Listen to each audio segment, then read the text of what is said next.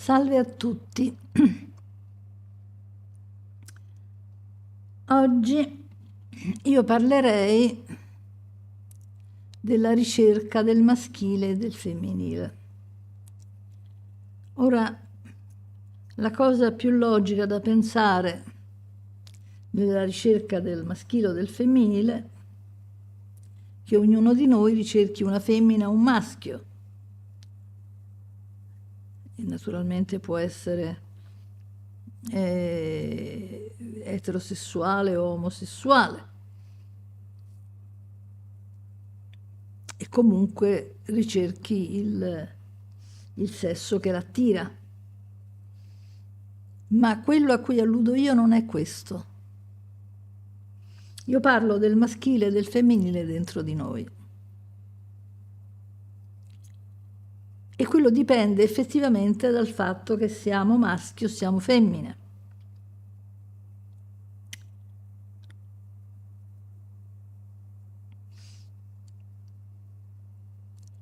E voglio dire che chi è maschio cerca il proprio femminile, chi è femmina cerca il proprio maschile. Anche l'omosessuale, se è maschio, ricerca il proprio femminile, anche la lesbica ricerca il proprio maschile, cioè la propria parte complementare, che non ha niente a che vedere con la persona che cerchiamo al di fuori. Ecco, questo vorrei specificare. Dunque, la ricerca del femminile o del maschile, un pochino ne parlò Jung, parlando dell'anima e dell'animus, si chiamava così. Però non è che fosse tanto chiara come cosa, perché lui scambiò un po' l'animus per l'attività, per una parte molto attiva che agiva, eccetera, eccetera. Qui si tratta di altro.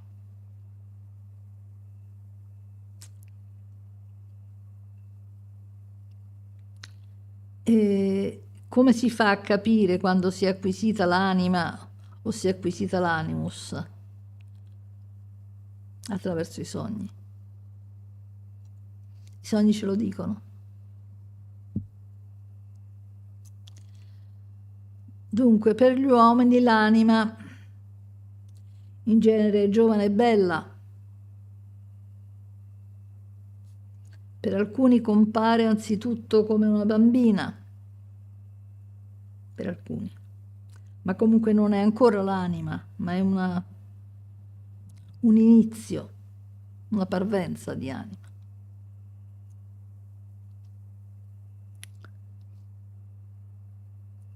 Io ricordo quando sognai il mio maschile interiore e sognai una specie di troglodita che emergeva da una foresta pieno di peli, di un po', che camminava un po' curvo, no? Proprio come un troglodita. E io lo vidi e rimasi un po'... e dissi, ma questo non sa niente del nostro mondo, delle cose che ho acquisito io, eccetera. E una voce mi risponde, sì, ma lui sa tutto della foresta. E allora capii. Infatti lui non era il linguaggio, non era la mente ordinaria, era la mente vera. E la mente vera è legata, è una figura maschile, legata però all'istinto primordiale, al serpente. Mentre il femminile, e cioè l'anima, è legata più alla natura e alla luna. Ma comunque c'ha vari aspetti, C'ha l'aspetto dell'animale selvaggio, c'ha l'aspetto della luna, c'è l'aspetto della donna antica. Io la sognai una volta come una fanciulla, con i capelli neri, con le trecce lunghe, con una treccia lunga. Aveva un vestito bianco, tipo antica romana, che le scendeva fino ai piedi, che forse erano nudi o aveva dei sandali, una cosa del genere. Lei camminava, aveva un incedere molto, molto elevato. E io le chiesi dove vai e lei mi disse vado ad affrontare il mago nero, come io chiamavo allora l'astrale nero, o come compariva con questo nome nei sogni. E io le dissi posso venire con te? E lei mi disse di sì.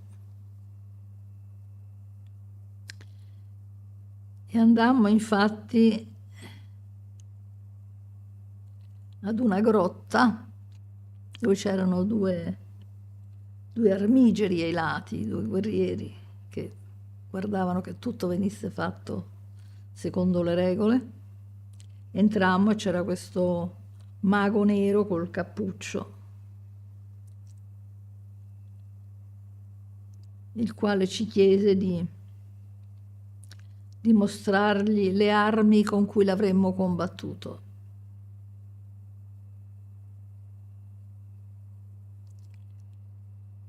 E io guardai la mia anima dicendole che devo fare, gliele devo far vedere? E lei sì, altrimenti ti uccide. Io tirai fuori le armi, non so che armi erano, ma una non gliela feci vedere. Ed era un anello d'argento che io avevo, su cui era inciso Dis. Quel Dis poi quando mi sono svegliata l'ho associato al Dispel, cioè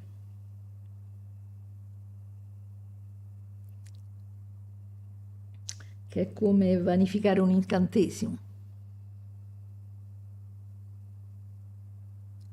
Non essere più manovrata, non essere più condizionata. Ecco, era come togliere il condizionamento. Quando uscimmo, questo era un preliminare della lotta, perché con l'astrale nero non si lotta, si è perduto in partenza. Quando uscimmo fuori dalla grotta, io mi voltai indietro e dissi: ma questa è una farsa. Che ci fanno lì quei due uomini armati? Questo, se vuole, distrugge, queste erano le parole del sogno, questo, se vuole, distrugge la grotta, noi e tutto il mondo. Tanto è potente, tanto è più potente di noi. E finì il sogno.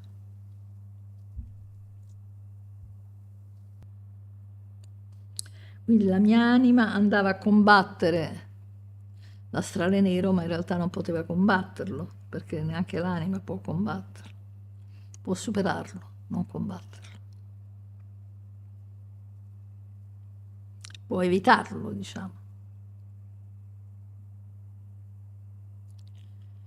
Perché cerchiamo tanto il femminile interiore o il maschile interiore? Gli uomini cercano disperatamente il femminile, cioè l'anima. Le donne cercano disperatamente il maschile, cioè la mente. Quale mente però? E quale anima? Per il femminile, per l'anima, io ho fatto l'esempio di quel sogno, ho fatto, no? In cui andavo a incontrare l'astrale nero.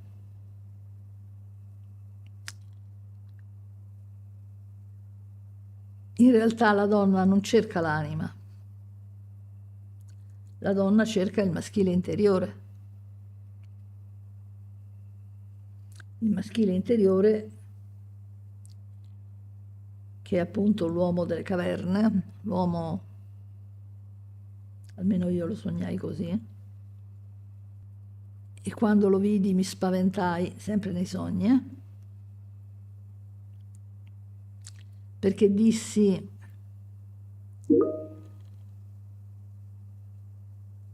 dissi: questo non sa nulla di me, non sa nulla del mio mondo, non sa nulla, è un troglodita, insomma, no? E una voce mi rispose: sì, però lui conosce la saggezza della foresta, quindi della natura, perché il maschile interiore è una forza istintuale. La mente che va a sostituire la nostra mente non è una vera mente, è una parte istintuale ed è maschile. E io una volta la sognai, erano dei banditi, dei pirati anzi, che venivano dal mare e dissero che loro avrebbero distrutto tutto, tant'è vero che distrussero. Io stavo in un albergo, loro distrussero l'albergo, prima ci fecero scendere per non bruciare anche noi, perché bruciarono l'albergo. E dentro l'albergo io dovevo lasciare tutte le mie cose. E dovevo lasciare tutte le mie cose perché se pensavano, se avessero pensato che ci eravamo portati qualcosa appresso, avrebbero bruciato anche noi. E anche lì io una cosa la sottrassi, ed erano delle pietre preziose colorate, cioè i miei sentimenti. Perché nei sogni le pietre preziose colorate sono i sentimenti. Le pietre preziose sono i sentimenti. E anche lì io la nascosi. E poi questi che erano pirati dissero: noi siamo pirati, veniamo dal mare e riscriveremo la storia di Roma. Scriveremo da capo la storia di Roma, cioè la mia storia. Mi avrebbero fatto capire qual era la mia vera storia. Questo era il maschile che io aspettavo. E quando ho scoperto il mio maschile interiore, non ho più avuto bisogno di maschili fuori. Naturalmente c'è chi può avere ugualmente una storia, una cosa, eccetera, sempre arricchente, quello che volete, però non è più un bisogno. Non si ha più bisogno di essere amati, non si ha più bisogno di essere amati da un uomo, se si è donna, o da una donna, se si è uomo, perché c'è già la soddisfazione dentro. Già siamo pieni dentro. Non abbiamo bisogno di apporti da fuori. E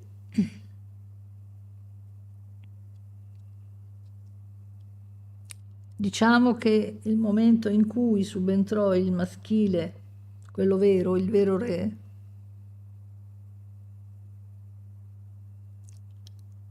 io non avevo più bisogno di essere approvata o amata da qualcuno,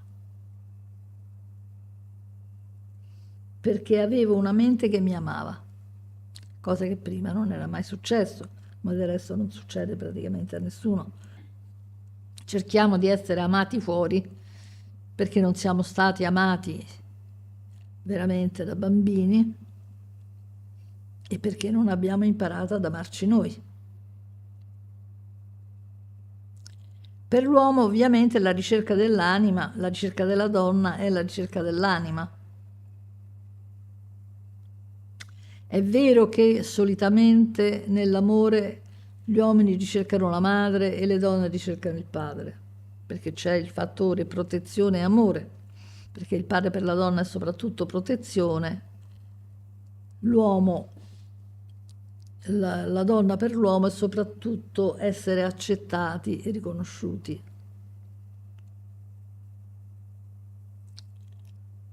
Ma la donna in realtà è l'anima.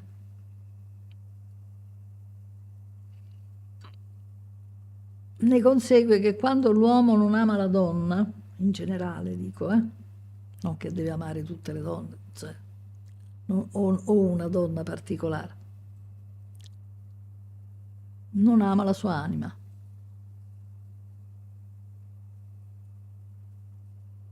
E perché la donna rappresenta la parte più animica, come l'uomo rappresenta la parte più mentale.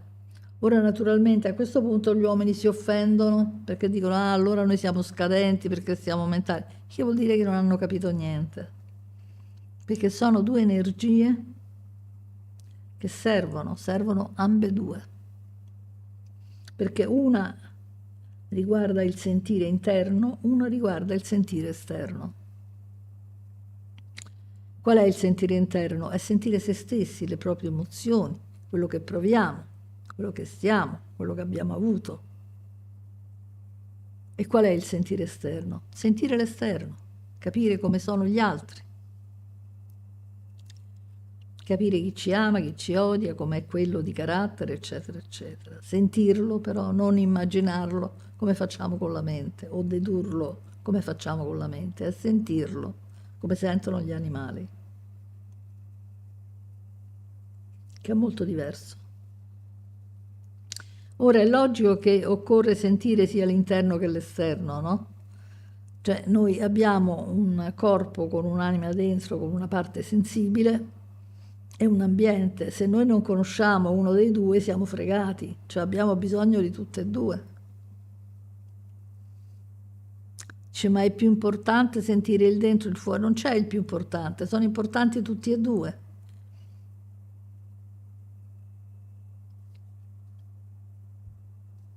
Perché, tra l'altro, gli uomini con la mente sentono di valere di più, con l'anima hanno paura di valere di meno. E non è vero nessuno delle due. Non è che ci sia uno dei due sessi più di valore e l'altro di meno valore. Sono complementari e sono importanti tutti e due. E se ne facciamo una lotta fra sessi vuol dire che c'è qualcosa che non va. È anche comprensibile che l'uomo abbia cercato, e c'è pure riuscito, di sottomettere la donna perché era più animica, in quanto lui voleva sottomettere la sua parte animica. Se no non poteva fare le guerre, non poteva fare le cose che faceva, non poteva obbedire ai genitori come avrebbe dovuto, eccetera, eccetera. Non poteva obbedire alle leggi che lui stesso aveva creato. C'era una canzone che io ascoltai una volta che mi piacque molto e mi sembra che qualcuno mi disse che era Zarillo, si chiamava il cantante, io non me ne intendo. C'era una frase in cui lui diceva ragazza d'argento, io non ti otterrò mai, raggiungerò mai, credo che disse. Parlava della sua anima, che l'anima è d'argento, come la luna. La parte maschile non è quindi la parte del fare, come ha immaginato Jung, che lo descrive come un ballerino, come uno molto attivo, no. È uno che sente l'ambiente. È l'istinto puro.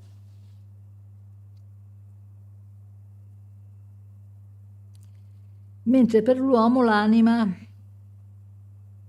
è la parte animica che sente, cosciente, che sente ciò che prova. E questo le ridà l'ambiente.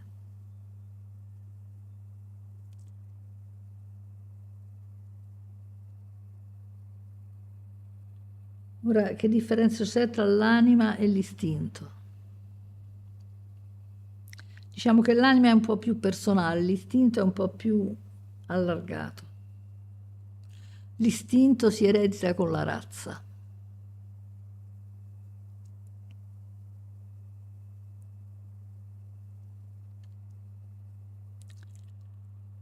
In parte si eredita con la razza. Quindi noi ereditiamo parte della cultura umana, della saggezza umana, chiamiamola così, dell'esperienza umana, non chiamiamo saggezza perché è umano di saggezza. Ereditiamo attraverso l'istinto. L'istinto è ciò che abbiamo appreso. Faccio un esempio. Le mosche, nel loro istinto, non hanno quello di non sbattere contro i vetri. Non hanno ancora imparato a non sbattere contro i vetri. Se l'avessero, non lo farebbero. Sui topini, che la gente non si sa perché ha tanta paura o li aborre, io li trovo tanto carini, in esperimenti brutali che hanno fatto, come al solito brutali, e fecero fare a dei topini che appartenevano allo stesso branco un percorso in cui a un certo punto c'era un bivio, uno li portava al formaggio e un altro li faceva cadere di sotto e morire.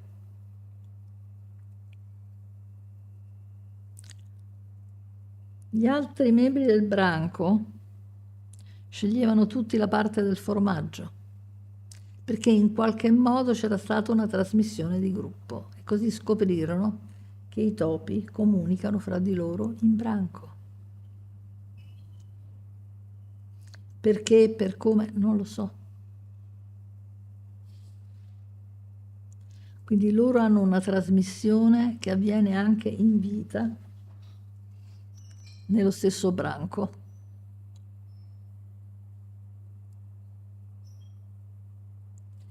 Noi umani le nostre trasmissioni le abbiamo un po' cambiate, parecchio cambiate, attraverso il linguaggio.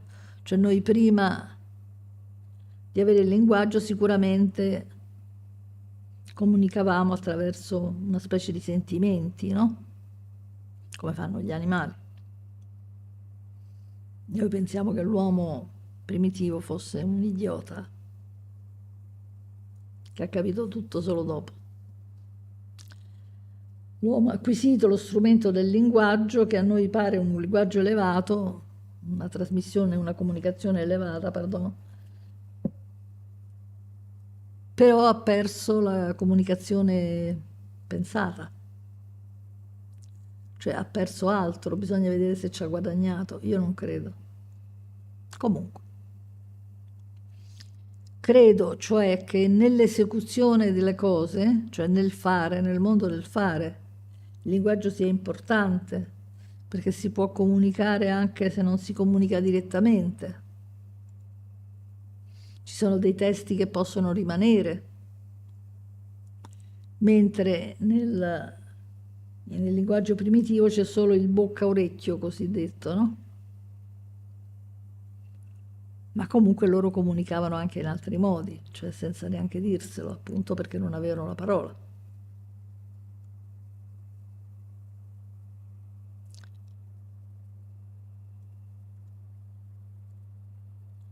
C'è un pezzo di Castaneda che mi sono ricordata, in cui Carlitos è andato a scuola dallo stregone, no? Da Don Juan. E a un certo punto del loro viaggio interiore, che poi diventa un viaggio reale, no? Carlitos vede un individuo, un essere umano, molto bello, luminoso, no? Eccezionale, a cui lui si inchina, si inginocchia e Don Juan gli fa: che ti inginocchi, ma che fai? E lui risponde: ma quello è un Dio, quello è Dio, anzi gli dice. Lui fa: ma che Dio? Quello è l'uomo, è l'umanità. Io lì per lì non capii cosa volesse dire, poi l'ho capito. È il Dio in cui crede l'umanità, Dio dei cristiani, perché insomma è stato quello più gettonato, anche perché erano più forti, per cui l'hanno obbligato, hanno obbligato gli uomini a crederci. Sapete cosa hanno fatto gli europei per far credere al cattolicesimo, al cristianesimo? Gli altri uomini, le tribù primitive, hanno fatto delle cose spaventose. una cattiveria unica. Penso che sia stata una delle religioni più crudeli. Avrà proclamato l'amore fra i fratelli, ma è quella che l'ha seguito meno. Ha fatto le guerre di religione, per dirne una, più di quello che vuoi. Perché ricerchiamo il maschile e il femminile?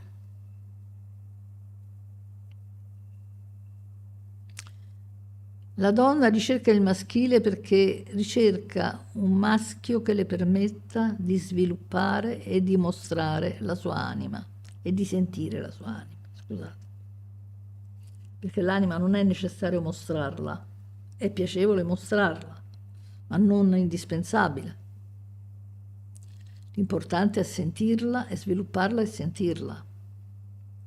Gli uomini ricercano il femminile per l'anima, le donne ricercano il maschile per la mente. Gli uomini nell'anima ricercano la loro parte sensibile, quella che sviluppa sentimenti, che diventa amorevole, che diventa comprensiva, che comprende gli altri, che comprende i bisogni di un bambino, che comprende un animale, ma soprattutto che comprende se stessa, cioè che sa quello che sente, che sviluppa il suo sentire e che riesce quindi a comprendere se stessa e di conseguenza gli altri. L'anima si può estendere.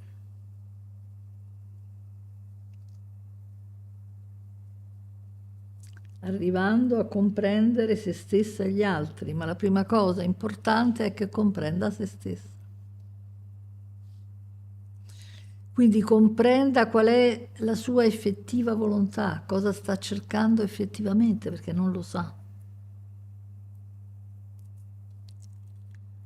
È sentire le sue aspirazioni vere, non quelle che gli hanno dato gli altri.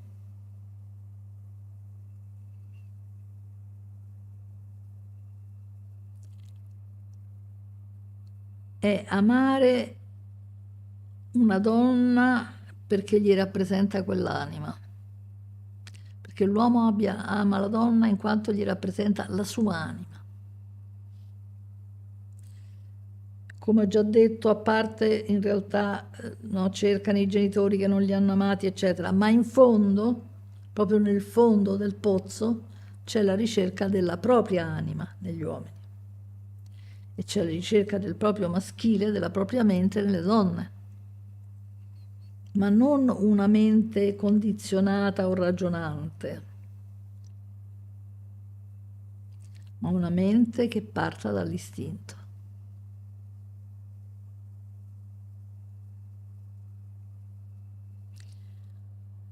Una mente che ami la propria anima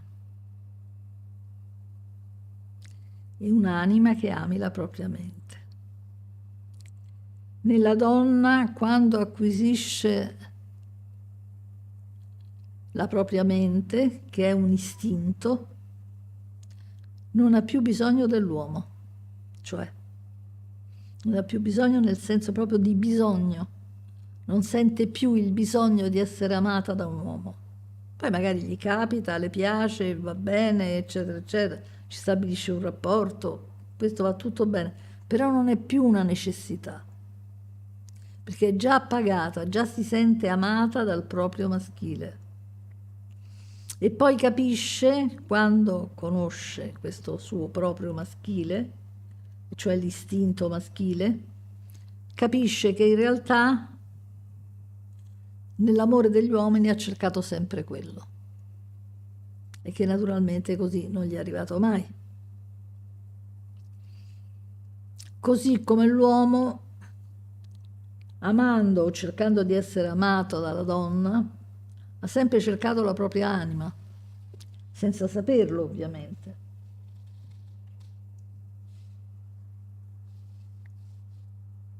E quando l'ha trovata in sé, non ha più bisogno della donna.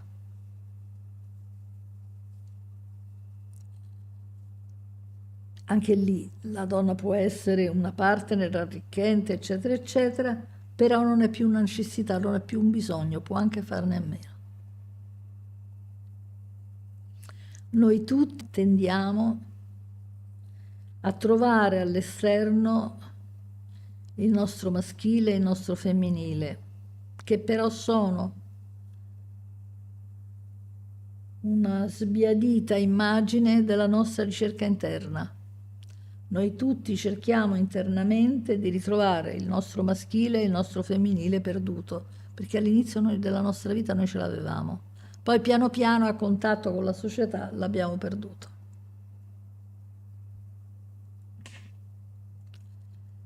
Quindi l'uomo tende a cercare la propria anima e la donna tende a cercare, Jung diceva, il proprio animus, io direi la propria mente istintuale.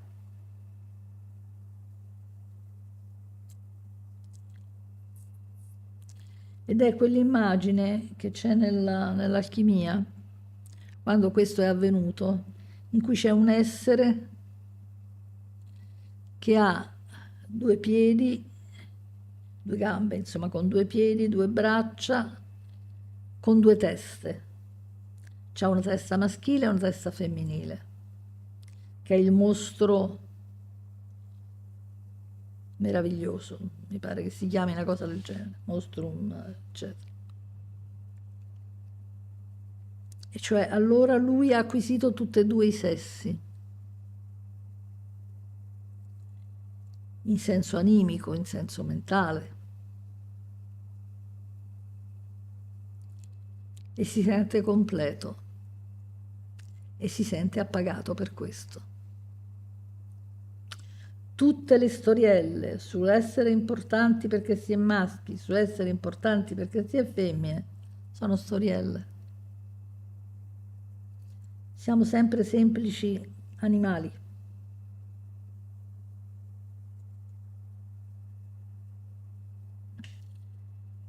Se l'uomo ha teso sempre a dominare la donna, almeno dal patriarcato in poi, è perché l'uomo intendo sia uomo che donna, si è mentalizzato sempre di più.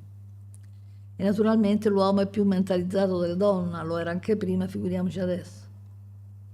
Per cui ha paura di lasciarsi andare ai sentimenti e allora si protegge dai sentimenti, no? Tant'è vero che, per esempio, sono molto meno gli uomini che vanno in analisi rispetto alle donne che vanno in analisi, perché gli uomini hanno paura, pure le donne, ma gli uomini hanno più paura. Ok, questa ricerca del maschile e del femminile, se riusciamo a sentirla dentro, perché questo poi è il nesso del discorso, la parte più importante, è una cosa che ci cambia la vita. Se noi scopriamo, perché che c'è questa ricerca dentro di noi, capiamo che non possiamo essere, non dico felici, ma sereni, senza l'acquisizione di questa parte. E che l'altro che la rappresenta non ci può appagare. Cioè l'amore di un'altra persona non ci può appagare in questo senso, non può sostituire la vera conquista del maschile e del femminile. Io non posso, io maschio, non posso sostituire la mia parte femminile con una femmina al di fuori, cioè con una donna. Come io donna, io femmina, non posso sostituire il mio maschile prendendomi un maschile fuori. Rimango infelice lo stesso.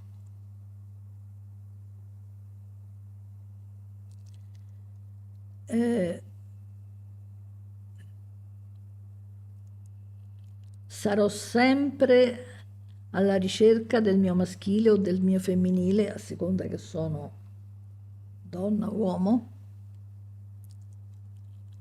perché mi mancherà una parte di me, perché questa parte noi ce l'avevamo alla nascita e piano piano ce l'hanno tolta crescendo.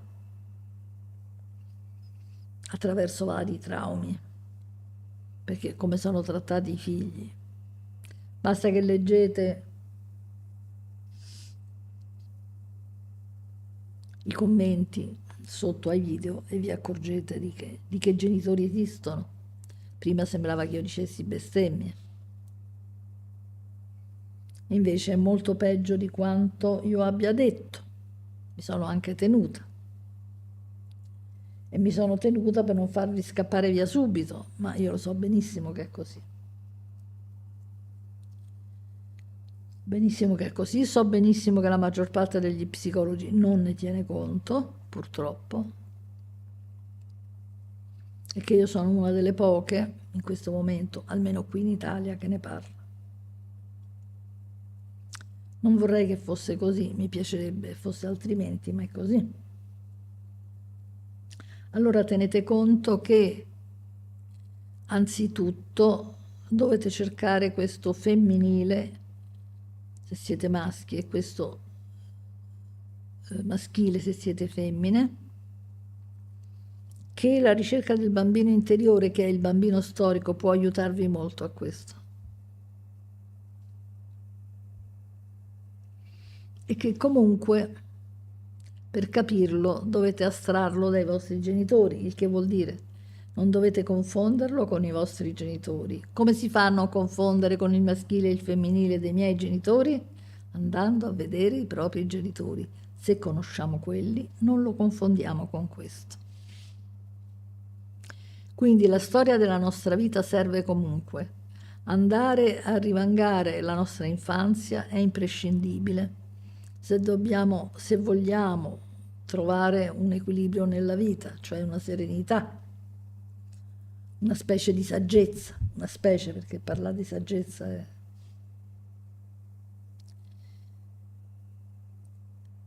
è un po' pretenzioso. Siamo delle povere formiche. Nessuno si senta un saggio.